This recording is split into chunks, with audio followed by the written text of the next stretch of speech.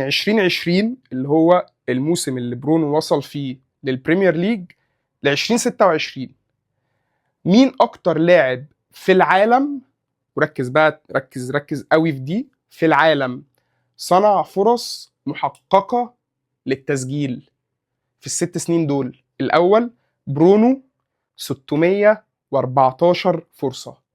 مين المركز الثاني؟ دي بروين ب 415 فرصة. فرق 200 فرصة في الست سنين دول. تمام؟ مع العلم لو شلنا دي المقارنة الوحيدة اللي انا حاطط فيها رقم لبرونو السنة دي. تمام؟ مع العلم برونو السنة دي لحد اللحظة اللي انا بكلمك فيها دي صانع 101 فرصة محققة للتسجيل. لو شلناهم من 614 دول هيبقى 513، يعني هيبقى اكتر من دي بروين بحوالي 100 فرصة. ده لو شلنا الموسم اللي بيتلعب دلوقتي اللي هو دي بروين ماشي فيه كويس جدا مع نابولي، وبرونو ماشي كويس جدا فيه مع اليونايتد. تمام؟ انا بوريك بس ان يعني الارقام كلها رايحه فين. طيب دي برضو انا حاططها ليه؟ لان ده الموسم اللي الناس اكتر كومنت استفزني، الناس اللي كانت كاتبه هو عشان برونو عمل موسم حلو.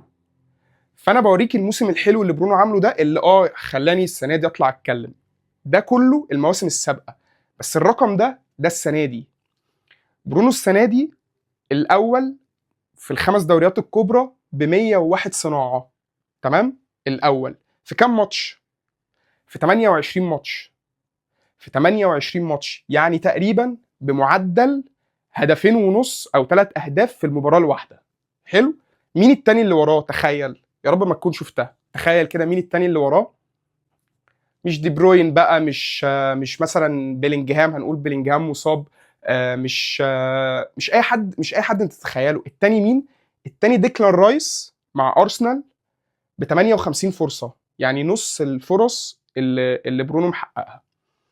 في كام ماتش؟ في 35 ماتش، اكتر من برونو ب7 ماتشات.